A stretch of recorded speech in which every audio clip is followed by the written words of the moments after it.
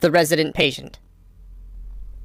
Glancing over the somewhat incoherent series of memoirs in which I have endeavored to illustrate a few of the mental peculiarities of my friend Mr. Sherlock Holmes, I have been struck by the difficulty which I have experienced in picking out examples which shall in every way answer my purpose. For in those cases in which Holmes has performed some tour de force of analytical reasoning, and has demonstrated the value of his peculiar methods of investigation, the facts themselves have often been so slight or so commonplace that I could not feel justified in laying them before the public. On the other hand, it has frequently happened that he has been concerned in some research where the facts have been of the most remarkable and dramatic character, but where the share which he has himself taken in determining their causes has been less pronounced than I, as his biographer, could wish. The small matter which I have chronicled under the heading of A Study in Scarlet, and that other later one connected with the loss of the Gloria Scott, may serve as examples of this Scylla and Charybdis which are forever threatening the historian. It may be that in the business of which I am now about to write, the part which my friend played is not sufficiently accentuated, and yet the whole train of circumstances is so remarkable that I cannot bring myself to omit it entirely from this series. It had been a close, rainy day in October. Our blinds were half drawn, and Holmes lay curled upon the sofa, reading and rereading a letter which he had received by the morning post. For myself, my term of service in India had trained me to stand heat better than cold, and a thermometer of 90 was no hardship. But the paper was uninteresting. Parliament had risen, everybody was out of town, and I yearned for the glades of the New Forest or the shingle of South Sea. A depleted bank account had caused me to postpone my holiday, and as to my companion, neither the country nor the sea presented the slightest attraction to him. He loved to lie in the very center of 5 millions of people, with his filaments stretching out and running through them, responsive to every little rumor or suspicion of unsolved crime. Appreciation of nature found no place among his many gifts, and his only change was when he turned his mind from the evil-doer of the town to track down his brother of the country. Finding that Holmes was too absorbed for conversation, I tossed aside the barren paper, and leaning back in my chair, I fell into a brown study. Suddenly my companion's voice broke in upon my thoughts. "You're right, Watson," said he. "It does seem a very preposterous way of settling a dispute." "Most preposterous," I exclaimed, and then suddenly realizing how he had echoed the inmost thought of my soul, I sat up in my chair and stared at him in blank amazement. "What is this, Holmes?" I cried. "This is beyond anything which I could have imagined." He laughed heartily at my perplexity. "You remember," said he, "that some little time ago, when I read you the passage in one of Poe's sketches, in which a close reasoner follows the unspoken thought of his companion, you were inclined to treat the matter as a mere tour de force of the author. On my remarking that I was constantly in the habit of doing the same thing, you expressed incredulity." "Oh, no." "Perhaps not with your tongue, my dear Watson, but certainly with your eyebrows. So when I saw you throw down your paper and enter upon a train of thought, I was very happy to have the opportunity of reading it off, and eventually of breaking into it as a proof that I had been in rapport with you." But I was still far from satisfied. "In the example which you read to me," said I, "the reasoner drew his conclusions from the actions of the man whom he observed. If I remember right, he stumbled over a heap of stones, looked up at the stars, and so on. But I have been seated quietly in my chair, and what clues have I given you?" "You do yourself an injustice. The features are given to man as the means by which he shall express his emotions, and yours are faithful servants." "Do you mean to say that you read my train of thoughts from my features?" "Your features, and especially your eyes. Perhaps you cannot yourself recall how your reverie commenced?" "No, I cannot." "Then I will tell you.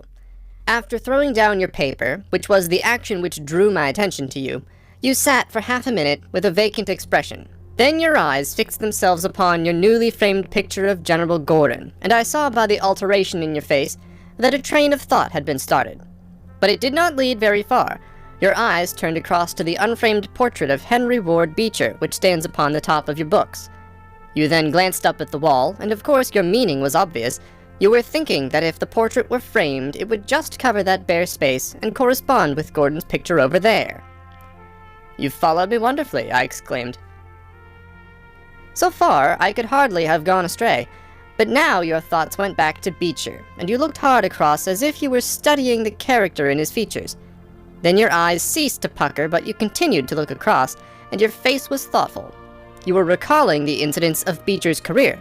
I was well aware that you could not do this without thinking of the mission which he undertook on behalf of the North at the time of the Civil War, for I remember you expressing your passionate indignation at the way in which he was received by the more turbulent of our people. You felt so strongly about it that I knew you could not think of Beecher without thinking of that also. When a moment later I saw your eyes wander away from the picture, I suspected that your mind had now turned to the Civil War, and when I observed that your lips set, your eyes sparkled, and your hands clinched, I was positive that you were indeed thinking of the gallantry which was shown by both sides in that desperate struggle. But then again, your face grew sadder, you shook your head. You were dwelling upon the sadness and horror and useless waste of life. Your hand stole towards your own old wound, and a smile quivered on your lips, which showed me that the ridiculous side of this method of settling international questions had forced itself upon your mind. At this point I agreed with you that it was preposterous, and was glad to find that all my deductions had been correct. "Absolutely," said I. "And now that you've explained it, I confess that I am as amazed as before." "It was very superficial, my dear Watson, I assure you. I should not have intruded it upon your attention had you not shown some incredulity the other day. But the evening has brought a breeze with it. What do you say to a ramble through London?" I was weary of our little sitting room, and gladly acquiesced. For 3 hours we strolled about together, watching the ever-changing kaleidoscope of life as it ebbs and flows through Fleet Street and the Strand. His characteristic talk, with its keen observance of detail and subtle power of inference, held me amused and enthralled. It was 10 o'clock before we reached Baker Street again. A brougham was waiting at our door. A doctor's general practitioner, I perceive," said Holmes.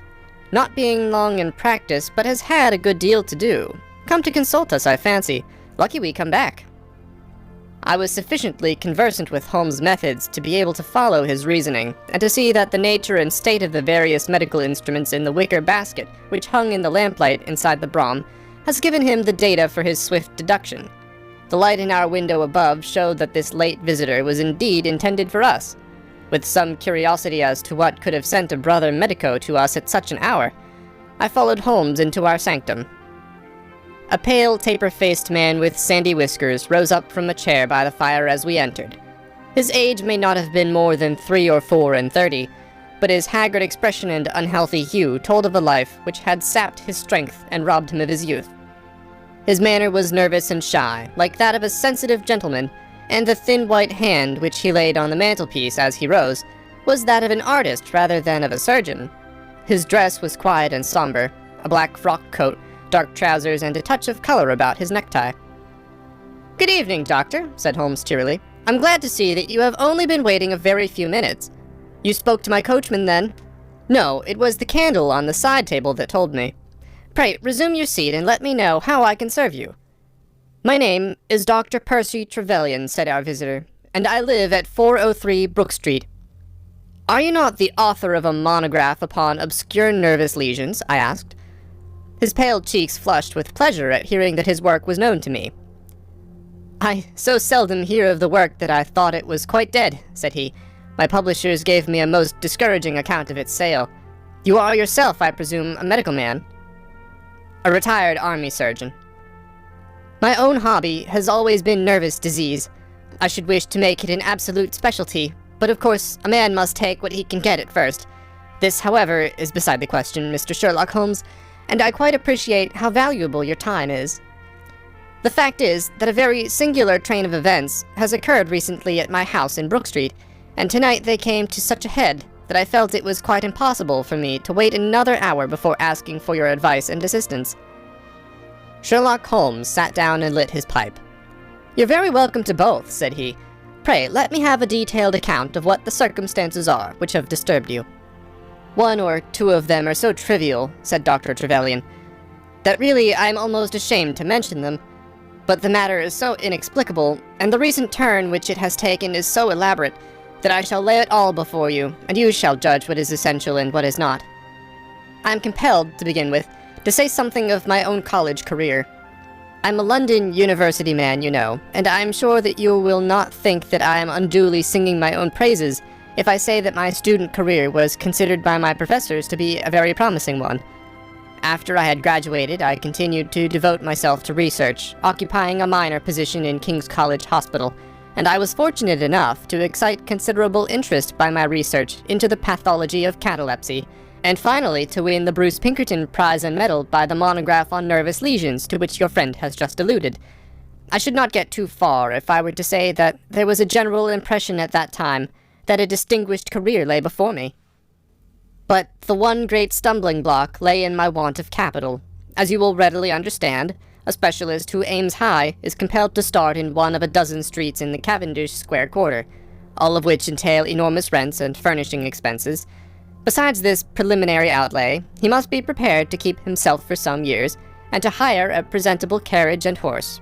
To do this was quite beyond my power, and I could only hope that by economy I might in 10 years' time save enough to enable me to put up my plate. Suddenly, however, an unexpected incident opened up quite a new prospect to me. This was a visit from a gentleman of the name of Blessington, who was a complete stranger to me. He came up to my room one morning and plunged into business in an instant. "You're the same Percy Trevelyan who has had so distinguished a career and won a great prize lately," said he. I bowed. "Answer me frankly," he continued, "for you will find it to your interest to do so. You have all the cleverness which makes a successful man. Have you the tact?" I could not help smiling at the abruptness of the question. "I trust that I have my share," I said. "Any bad habits? Not drawn towards drink, eh?" "Really, sir," I cried. "Quite right, that's all right, but I was bound to ask. With all these qualities, why are you not in practice?" I shrugged my shoulders. "Come, come," said he in his bustling way. "It's the old story. More in your brains than in your pocket, eh? What would you say if I were to start you in Brook Street?" I stared at him in astonishment. "Oh, it's for my sake, not yours," he cried. "I'll be perfectly frank with you, and if it suits you, it will suit me very well. I have a few thousands to invest, you see, and I think I'll sink them in you." "But why?" I gasped. "Well, it's just like any other speculation, and safer than most." "What am I to do, then?" "I'll tell you. I'll take the house, furnish it, pay the maids and run the whole place. All you have to do is just to wear out your chair in the consulting room. I'll let you have pocket money and everything. Then you hand over to me 3/4 of what you earn, and you keep the other quarter for yourself." This was the strange proposal, Mr. Holmes, with which the man Blessington approached me. I won't weary you with the account of how he bargained and negotiated. It ended in my moving into the house next Lady Day, and starting in practice on very much the same conditions as he had suggested. He came himself to live with me in the character of a resident patient. His heart was weak, it appears, and he needed constant medical supervision. He turned the 2 best rooms of the first floor into a sitting room and bedroom for himself. He was a man of singular habits, shunning company and very seldom going out. His life was irregular, but in one respect he was regularity itself. Every evening at the same hour, he walked into the consulting room, examined the books, put down 5 and 3 for every guinea that I had earned, and carried the rest off to the strong box in his own room. I may say with confidence that he never had occasion to regret his speculation. From the first it was a success. A few good cases and the reputation which I had won in the hospital brought me rapidly to the front, and during the last few years I have made him a rich man. So much, Mr. Holmes, for my past history and my relations with Mr. Blessington. It only remains for me now to tell you what has occurred to bring me here tonight. Some weeks ago, Mr. Blessington came down to me in, as it seemed to me, a state of considerable agitation. He spoke of some burglary which, he said, had been committed in the West End, and he appeared, I remembered, to be quite unnecessarily excited about it, declaring that a day should not pass before we should add stronger bolts to our windows and doors. For a week he continued to be in a peculiar state of restlessness, peering continually out of the windows, and ceasing to take the short walk which had usually been the prelude to his dinner. From his manner, it struck me that he was in mortal dread of something or somebody, but when I questioned him upon the point, he became so offensive that I was compelled to drop the subject.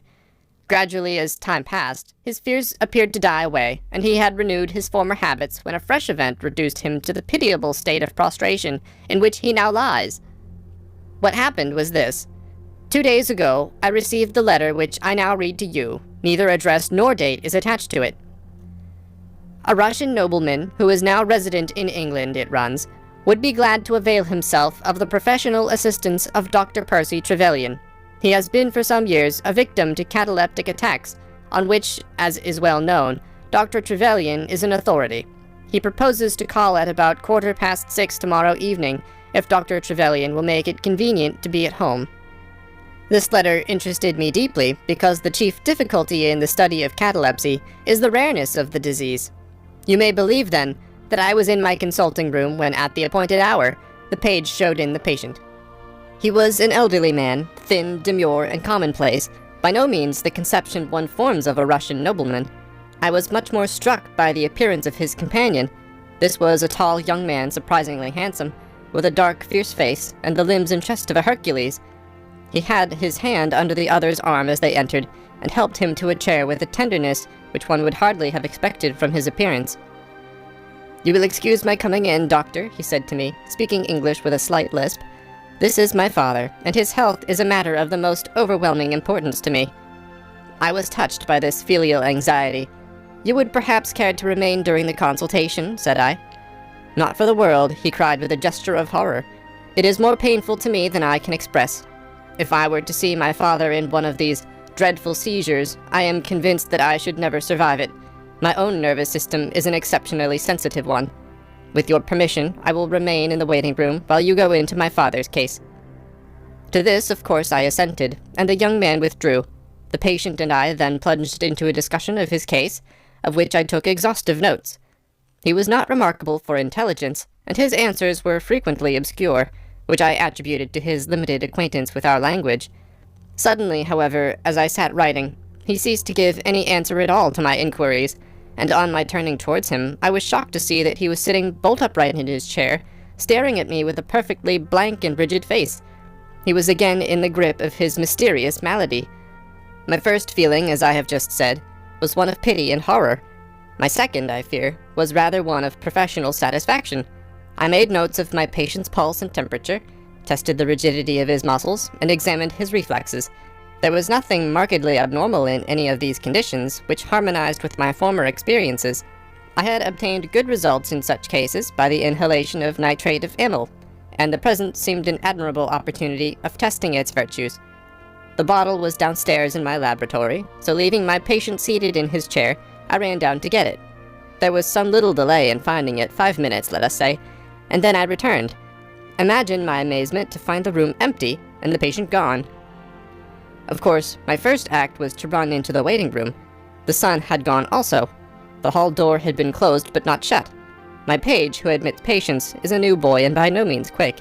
He waits downstairs and runs up to show patients out when I ring the consulting room bell. He had heard nothing, and the affair remained a complete mystery.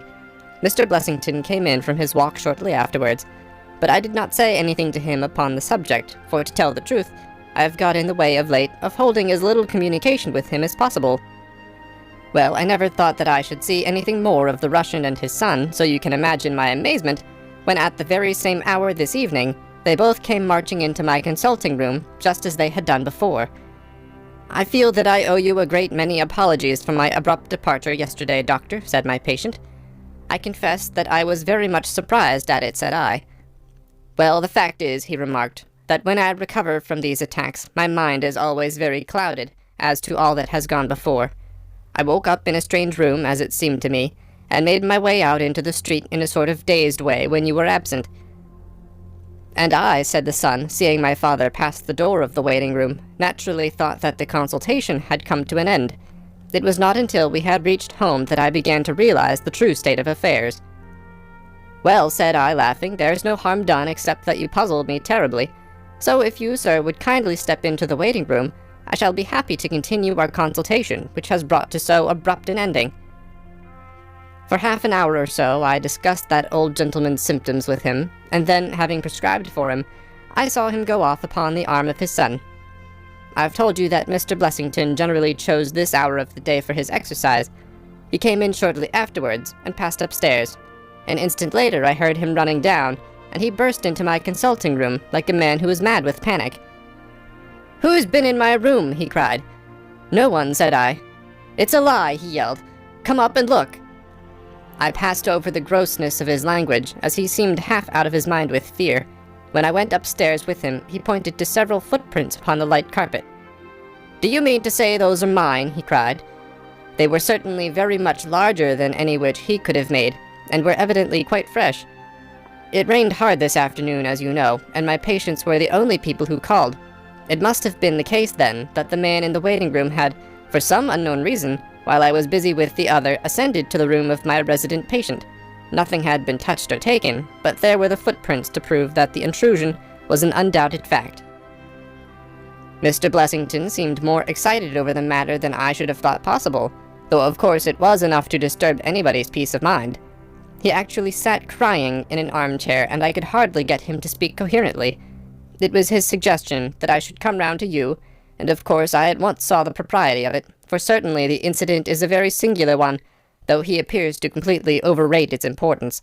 If you would only come back with me in my brougham, you would at least be able to soothe him, though I can hardly hope that you will be able to explain this remarkable occurrence." Sherlock Holmes had listened to this long narrative with an intentness which showed me that his interest was keenly aroused. His face was as impassive as ever, but his lids had drooped more heavily over his eyes, and his smoke had curled up more thickly from his pipe to emphasize each curious episode in the doctor's tale. As our visitor concluded, Holmes sprang up without a word, handed me my hat, picked his own from the table, and followed Dr. Trevelyan to the door. Within a quarter of an hour, we had been dropped at the door of the physician's residence in Brook Street, one of those somber, flat-faced houses which one associates with a West End practice. A small page admitted us, and we began at once to ascend the broad, well-carpeted stair. But a singular interruption brought us to a standstill. The light at the top was suddenly whisked out, and from the darkness came a reedy, quivering voice. "I have a pistol," it cried. "I give you my word that I'll fire if you come any nearer." "This really grows outrageous, Mr. Blessington," cried Dr. Trevelyan. "Oh, then it is you, Doctor," said the voice with a great heave of relief. "But those other gentlemen, are they what they pretend to be?" We were conscious of a long scrutiny out of the darkness. Yes, it's all right," said the voice at last.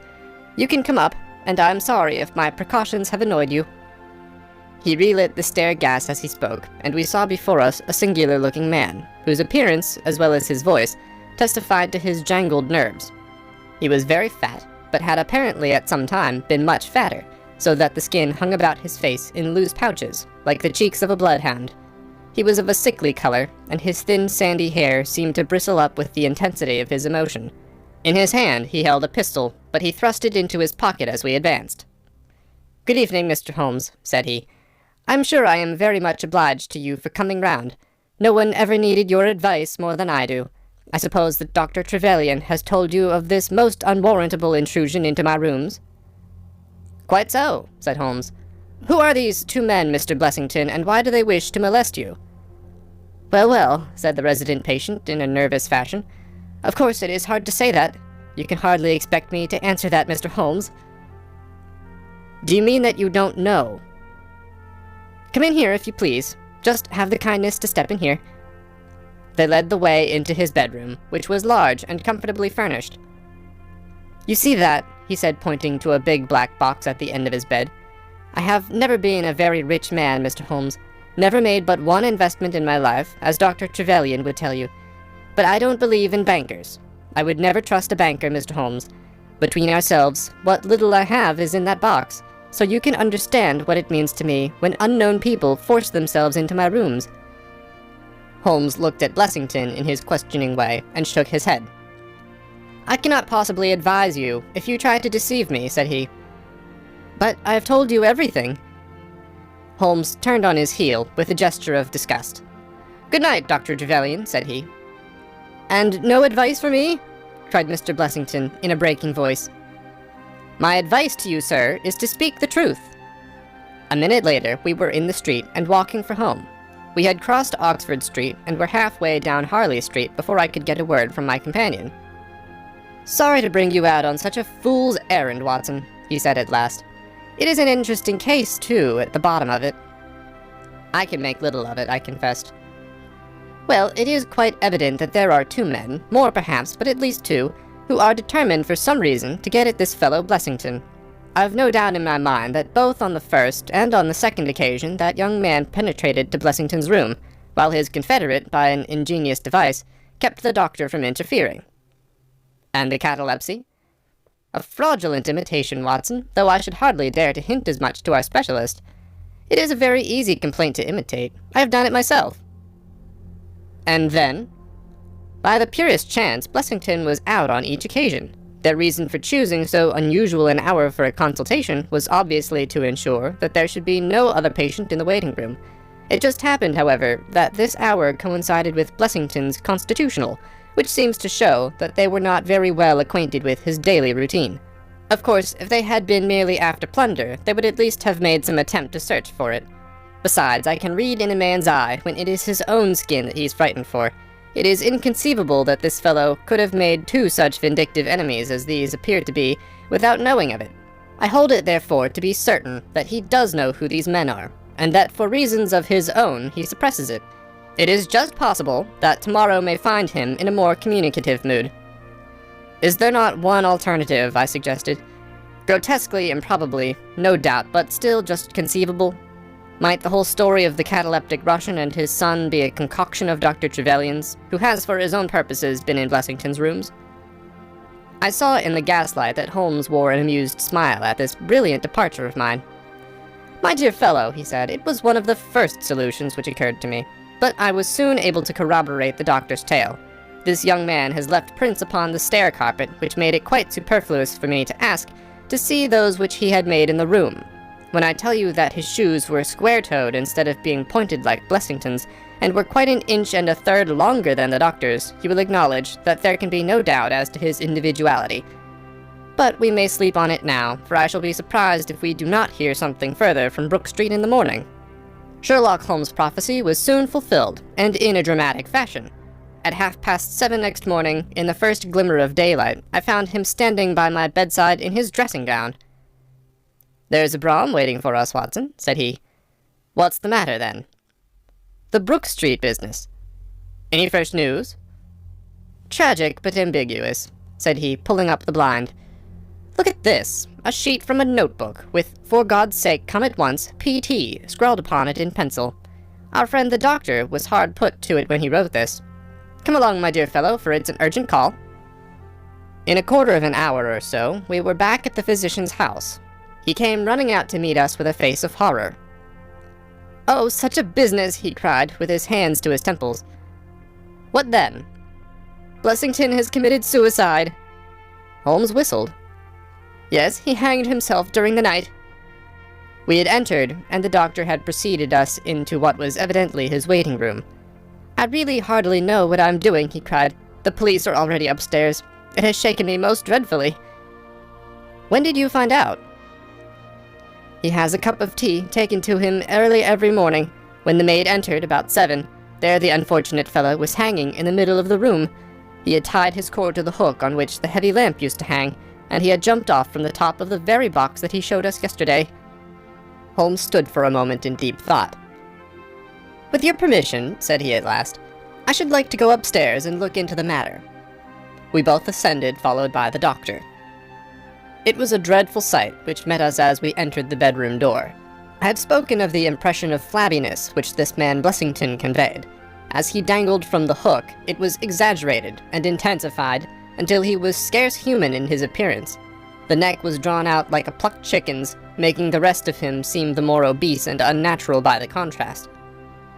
He was clad only in his long nightdress, and his swollen ankles and ungainly feet protruded starkly from beneath it. Beside him stood a smart-looking police inspector who was taking notes in a pocketbook. "Ah, Mr. Holmes," said he heartily as my friend entered. "I'm delighted to see you." "Good morning, Lanner," answered Holmes. "You won't think me an intruder, I am sure. Have you heard of the events which led up to this affair?" "Yes, I heard something of them." "Have you formed any opinion?" "As far as I can see, the man has been driven out of his senses by fright. This bed has been well slept in, you see. There's his impression, deep enough. It's about 5 in the morning, you know, that suicides are most common. That would be about his time for hanging himself. It seems to have been a very deliberate affair." "I should say that he's been dead about 3 hours, judging by the rigidity of the muscles," said I. "Noticed anything peculiar about the room?" asked Holmes. Found a screwdriver and some screws on the wash-hand stand. Seems to have smoked heavily during the night, too. Here are 4 cigar ends that I picked out of the fireplace." Said Holmes. "Have you got his cigar holder?" "No, I've seen none." "His cigar case, then?" "Yes, it was in his pocket." Holmes opened it and smelled the single cigar which it contained. "Oh, this is an Havana, and these others are cigars of the peculiar sort which are imported by the Dutch from their East Indian colonies. They're usually wrapped in straw, you know, and are thinner for their length than any other brand." He picked up the 4 ends and examined them with his pocket lens. "2 of these have been smoked from a holder, and 2 without," said he. "2 have been cut by a not very sharp knife, and 2 have had the ends bitten off by a set of excellent teeth. This is no suicide, Mr. Lanner. It is a very deeply planned and cold-blooded murder." "Impossible!" cried the inspector. "And why?"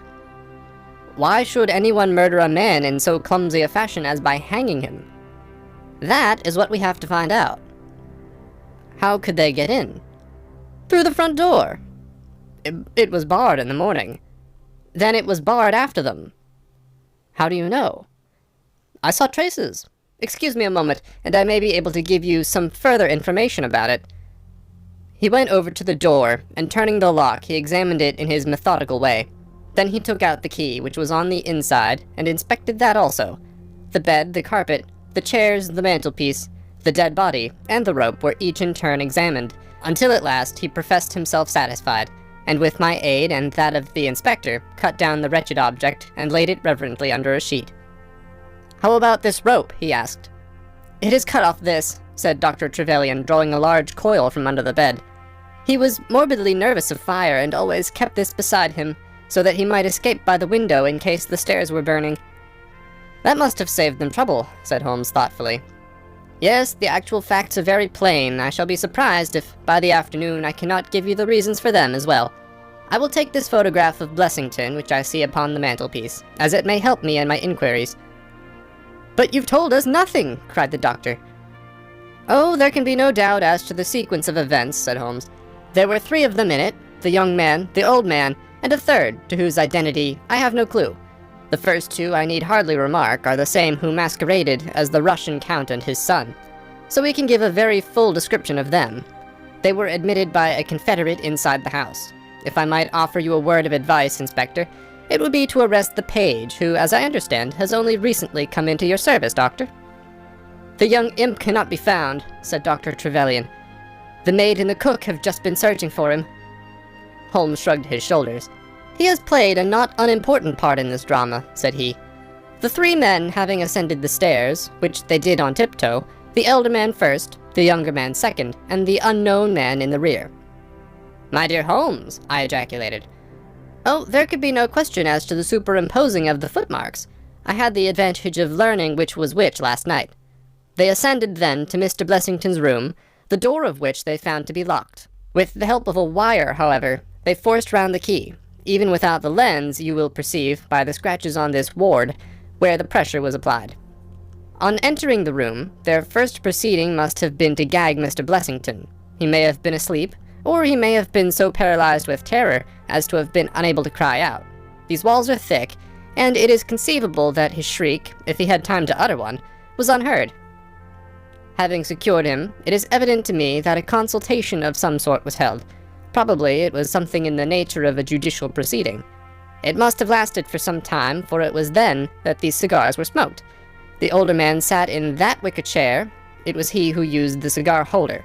The younger man sat over yonder. He knocked his ash off against the chest of drawers. The third fellow paced up and down. Blessington, I think, sat upright in the bed, but of that I cannot be absolutely certain. Well, it ended by their taking Blessington and hanging him. The matter was so prearranged that it is my belief that they brought with them some sort of block or pulley which might serve as a gallows. That screwdriver and those screws were, as I conceive, for fixing it up. Seeing the hook, however, they naturally saved themselves the trouble. Having finished their work, they made off, and the door was barred behind them by their confederate. We had all listened with the deepest interest to this sketch of the night's doings, which Holmes had deduced from signs so subtle and minute that even when he had pointed them out to us, we could scarcely follow him in his reasoning. The inspector hurried away on the instant to make inquiries about the page, while Holmes and I returned to Baker Street for breakfast. "I'll be back by 3, said he, when we had finished our meal. "Both the inspector and the doctor will meet me here at that hour, and I hope by that time to have cleared up any little obscurity which the case may still present." Our visitors arrived at the appointed time, but it was 3:45 before my friend put in an appearance.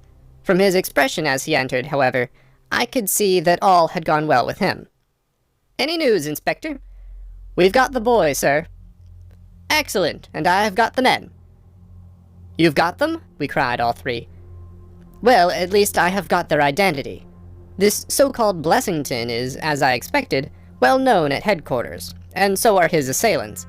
Their names are Biddle, Hayward, and Moffat." "The Worthington Bank gang!" cried the inspector. "Precisely," said Holmes. "Then Blessington must have been Sutton." "Exactly," said Holmes. "Why, that makes it as clear as crystal," said the inspector.